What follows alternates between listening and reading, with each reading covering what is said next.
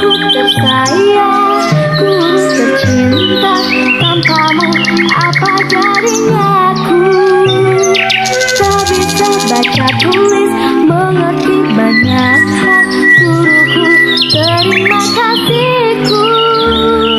Nyatanya diriku kadang buatku marah, namun segala Assalamualaikum warahmatullahi wabarakatuh. Waalaikumsalam warahmatullahi wabarakatuh. Bagaimana kabar kalian hari ini? Baik. Sehat? Sehat. Alhamdulillah. Sebelum kita mulai pembelajaran, alangkah baiknya kita berdoa terlebih dahulu. Ayo kamu sedikit berdoa. Kita dulu ya. Sebelum mulai pelajaran, sebenarnya kita berdoa dimulai. Berdoa selesai. Terima kasih Maruf. Menyiapkan sesi dulu. Ahmad Haidar, Ahmad Farid Jamil, Ahmad Arif. Sebelum kita ke materi hari ini, masih ingatkah kalian pembelajaran kita minggu kemarin? Apa? Kita belajar tentang apa kemarin? Yang sudah didiskusikan apa? Pertimbangan. Apa itu pertimbangan? Boleh angkat tangan siapa yang mau memberikan pendapatnya mengenai pertimbangan sosial? Saya, Pak. Iya, Rita. Silakan. Pertimbangan atas hak kelompok masyarakat untuk memperoleh dan memanfaatkan sumber daya yang ya, jadi adanya keseimbangan akses untuk memanfaatkan sumber daya yang tersedia. Lalu ada faktor yang menyebabkan atau yang mempengaruhi adanya keseimbangan sosial. Faktornya ada berapa? Ya, sudah kita berikan di bawah poin kemarin. Ya, faktor internal banyak. Ya, internal sama eksternal. Ini kemarin itu juga sudah berikan LKPD ke kalian untuk didiskusikan dengan kelompok dan membuat ini. Sudah selesai kan? Sudah semua? Sudah. Nah, untuk hari ini kita akan presentasi mengenai apa yang sudah kalian diskusikan minggu kemarin. Dan sebelum kita presentasi, kalian tahu Mario Teguh? Nah, Mario Teguh itu pernah memberikan motivasi bahwa pendidikan itu tidak menjamin untuk sukses. Tetapi tanpa pendidikan hidup itu akan sulit atau sia-sia. Jadi pendidikan itu tidak menjamin kalian untuk sukses, tetapi paling tidak membekali kalian untuk di masa depan. Nah, kalau kalian tidak memiliki pendidikan, hidup kita juga akan sulit. Sulitnya misalkan apa? Sekarang pekerjaan itu minimal 80% apa?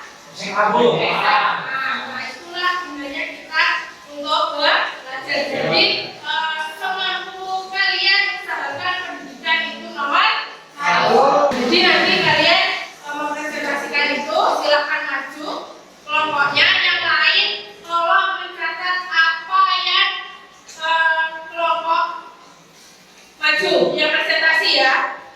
Jadi nanti kalian tanggapi atau berikan pertanyaan ke kelompok yang maju. Tapi pertanyaannya tidak langsung begitu maju selesai presentasi pertanyaan, tidak. Jadi nanti pertanyaannya atau tanggapannya ketika sudah semua kelompok maju. Silakan kelompok 1 yang maju. Assalamualaikum warahmatullahi wabarakatuh. Transaksi emas mencapai Rp 108 triliun di sektor logistik, sangat melesat nilai transaksi emas, bahkan diproyeksi akan mengalami peningkatan menjadi 137. Sudah? Kalau sudah, silakan ditutup. Nanti silakan ditambah. Tapi ketika semua kelompok sudah presentasi ya, tanggapi untuk kelompok 1, tanyakan apa yang belum dipahami dari presentasinya. Assalamualaikum warahmatullahi wabarakatuh. Baiklah, saya akan membacakan materi tentang potret kemiskinan Indonesia. Anak-anak santri Papua tempuh 7 km jalan kaki ke sekolah. Kondisi ekonomi yang menghimpit membuat mereka tidak mampu membeli sepeda-sepeda atau alat transportasi. Kemiskinan juga menjadi faktor utama permasalahan di negara kita. Berdasarkan data yang saya dapatkan dari Badan Pusat Statistik, tingkat kemiskinan di perkotaan itu menurun menjadi 7,50%. Assalamualaikum warahmatullahi wabarakatuh. Waalaikumsalam warahmatullahi wabarakatuh. Apa itu memperlebar kesenjangan? Memperlebar kesenjangan sosial adalah ketidakseimbangan, perbedaan dan juga dalam memisah yang hadir dan dalam tatanan masyarakat. Adapun dampak dari pandemi COVID-19, dampak terluas di berbagai sektor, khususnya tentang ketersediaan lapangan kerja. Waalaikumsalam warahmatullahi wabarakatuh. Mengajak kepada pendidikan yang ada di Indonesia. Karena apa? Karena pendidikan ini ialah suatu kewajiban bagi kita untuk mencerdaskan seluruh perindividuan. Akan tetapi di sini saya tidak akan membahas mengenai positif pendidikan. Akan tetapi saya akan menjelaskan tentang permasalahan-permasalahan atau ketimpangan pendidikan yang ada di Indonesia. Kalau kita mengajak permasalahannya ialah yang dimana mereka menganggap anak didik mereka tidak diperlakukan dengan baik. Di sini kita mempunyai statement bahwasanya pendidikan yang ada di sini itu pilih kasih bahasanya. Adakah yang ingin ditanyakan untuk masing-masing kelompok di sini yang sudah presentasi? Ada. Kita mulai dari diskusi kita mulai dari kelompok 1 ya. Ada yang ingin ditanyakan untuk kelompok 1? Nah, Ibu. Ya. Saya di sini dari kelompok 3 ingin bertanya kepada kelompok 1. Apakah e-commerce mampu menimbulkan ketimpangan sosial di masyarakat? Baiklah, saya akan menjawab pertanyaan dari Jovi. Kalau menurut kelompok kami, meningkatnya e-commerce memberi dampak yang baik untuk UKM di Indonesia. Namun juga memberi dampak menimbulkan ketimpangan di masyarakat. Karena masyarakat yang mohon maaf di kalangan bawah ini tidak dapat mengakses e-commerce karena keterbatasan. Misalnya tidak memiliki HP atau pendapatan yang rendah. Ya, sudah bisa diterima jawabannya kelompok 3 dari kelompok 1? Ya, jadi e-commerce itu juga dapat menimbulkan dampak negatif walaupun memang dengan adanya e-commerce itu mampu meningkatkan atau membantu para UMKM atau pedagang-pedagang online itu untuk memasarkan dagangannya. Tetapi ada juga dampak negatifnya apa? Misalkan menimbulkan ketimpangan sosial. Bagaimana maksudnya untuk kalangan-kalangan menengah ke atas itu dengan mudah dia bisa mengakses e-commerce karena ya yang pertama HP sudah menunjang, yang kedua pendapatan juga sudah cukup. Tetapi kalau kita lihat lagi seperti video yang sudah dia tampilkan minggu kemarin ya, masih ingat antara si bapak yang dia untuk makan saja harus mencampur dengan yang kaya yang rumahnya mewah, itu kan sudah terlihat ya orang-orang yang seperti bapaknya itu dia cukup untuk makan saja sudah bersyukur. Sudah perwakilan dari kelompok 4 ingin bertanya, kenapa Anda mempunyai statement bahwasannya desa banyak mengalami kemiskinan padahal desa sendiri jika bisa memanfaatkan SDA yang sudah ada? Jadi seperti ini, di Indonesia sendiri itu ada yang namanya pengklasifikasian kemiskinan. Orang dikatakan miskin jika rumahnya itu tidak ada genting, masih berbentuk rumah kayu atau misalnya juga dalam pendapatan sehari-harinya itu kurang dari 100.000 dan sebagainya. Jadi statement itu muncul dari data yang sudah diklasifikasikan. Mau ditanggapi dari kelompok 4? Gini mas, kalau semisal Anda mempunyai pemaparan bahwasanya yang disebut kemiskinan itu adalah misal kalau kayunya itu terbuat dari rumah, itu tidak masuk akal mas. Karena apa? Rumah rumahnya terbuat dari kayu. Karena apa? Karena di Indonesia tersendiri banyak suku, banyak ras yang mempunyai rumah-rumah itu dari kayu mas. Mungkin bisa dibawa lagi. Silakan yang anggota lain mau menambahkan ya. Ya. Jadi gini, mungkin kemiskinan yang dimaksud oleh Pak Reza ini mungkin kemiskinan dari segi kehidupannya atau dari segi mereka itu bagaimana sih cara hidupnya atau bagaimana sih cara perjalanan dalam hidupnya gitu. Misalnya nih ya, kayak semisal mau beli makanan gitu. Kalau orang kaya kan mau beli makanan itu langsung beli aja, nggak perlu mikir 2 kali, nggak perlu mikir-mikir kelamaan gitu. Sementara kalau orang miskin itu kalau mau beli makanan itu mereka mikir dan mereka kayak mencicil makanan yang mau mereka beli gitu. Biar apa ya? Biar setiap harinya itu kebutuhannya itu tercukupi gitu. Jadi uangnya itu kayak nggak terlalu dihambur-hamburkan gitu. Seperti itu. Nah, kalau kita lihat di kota itu juga tidak harus desa kemiskinan itu.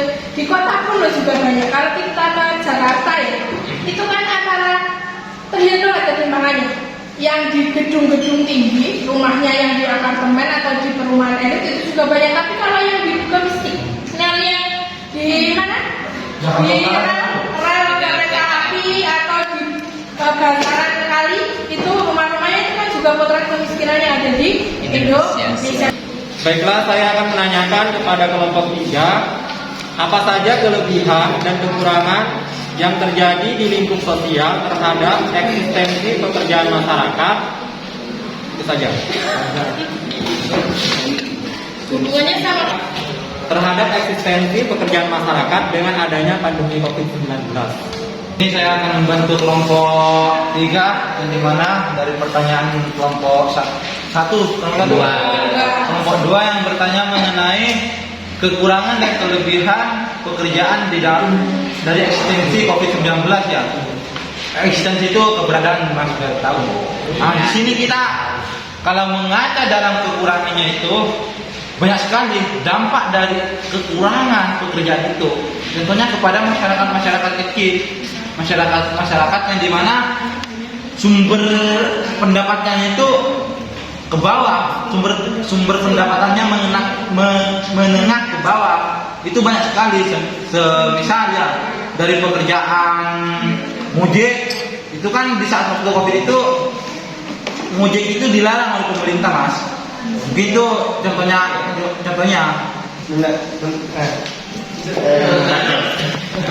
Kata Mas Dias tadi kan menurunnya lapangan pekerjaan bagi masyarakat miskin. Terus bagi masyarakat yang kaya sebagai seorang pebisnis apa tidak menurun di saat pandemi COVID-19 itu? Kalau dari saya itu kan sebenarnya apakah dari orang-orang kaya dari kalangan pebisnis juga tidak mengalami keperosotan gitu mas, ekonomi mengalami keperosotan, memang mengalami, akan tetapi tidak sama dengan dampak dari masyarakat menengah ke bawah ini mas penghasilannya. Dari menengah ke bawah saja mas di waktu Covid itu hanya mengandalkan bantuan-bantuan dari pemerintah. Sedangkan dari orang-orang pebisnis itu kita itu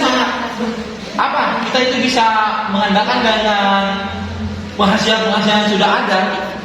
Memang ada keperosotannya itu, akan tetapi tidak sama dengan masyarakat menengah ke bawah mas. Mungkin itu mas. Kalau kekurangan dari COVID banyak Indonesia istilahnya banyak muncul masalah dari pekerjaan. Banyak sekali kan misalkan yang dikatakan tadi, ojek itu kan belum jelas karena apa? Orang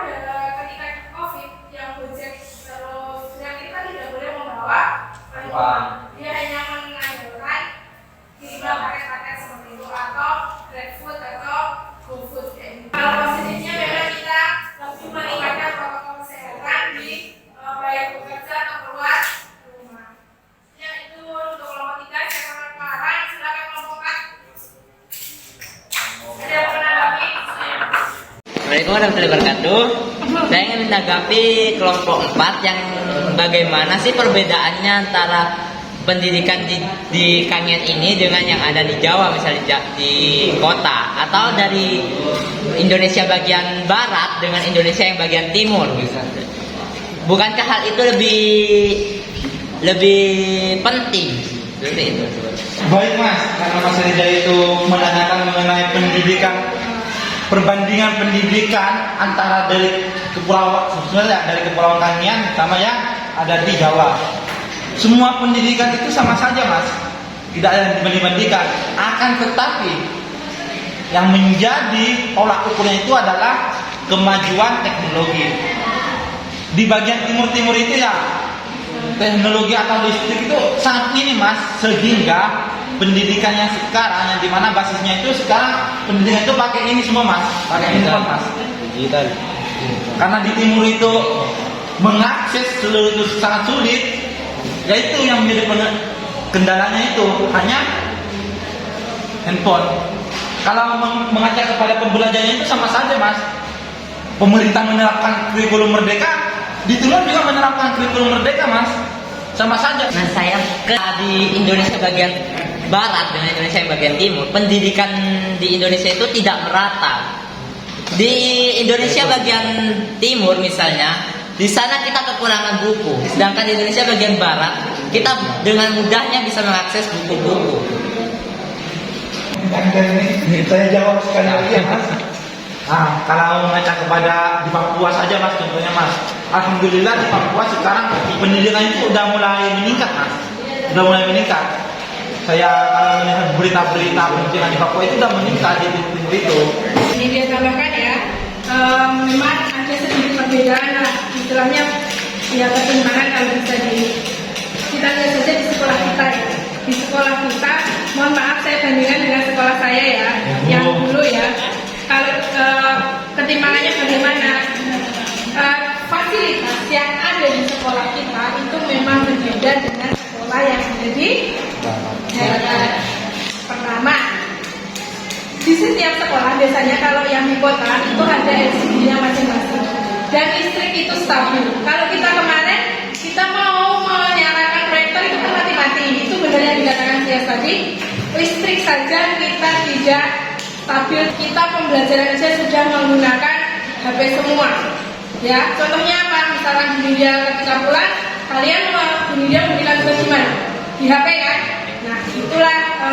Tetapi karena apa? Kalau jaringan di sana, misalkan di seluruh sekolah WiFi itu kalau di kota itu sudah mencakup masing-masing kelas. Sedangkan kita WiFi saja hanya di kantor guru. Jaringan di sini di kelas ini pun juga susah. Itu juga menunjukkan ketimpangan yang ada di fasilitas yang ada di tempat kita dengan di kota. Itu ya, paham? Mari kita simpulkan pembelajaran kita hari ini. Ada yang mau menyimpulkan? Kita tadi sudah belajar mengenai apa saja atau mendiskusikan apa saja? Ketimpangan sosial dari segi apa saja? Pandemi COVID, terus apa? Kemiskinan, ekonomi, satu lagi mengenai apa? Pendidikan di Indonesia yang paling banyak terlibat itu ketimpangan yang ada di pendidikan sama kemiskinan. Nah, ini dia sudah mengirimkan link Google Form ke HP kalian. Tolong buka HP-nya. Bunda kasih waktu 5 menit untuk mengerjakan itu.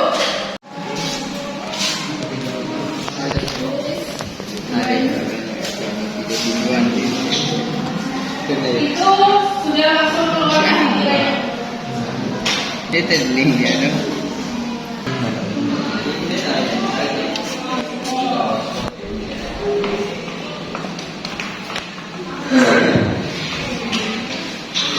Mari kita refleksikan pembelajaran kita hari ini. Bagaimana perasaan kalian?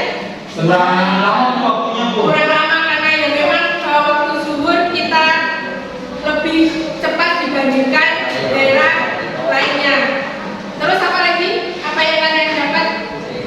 Diskusinya cukup Ya, cukup mantap ya, cukup greget. Untuk pertemuan berikutnya kita nanti akan belajar mengenai bentuk-bentuk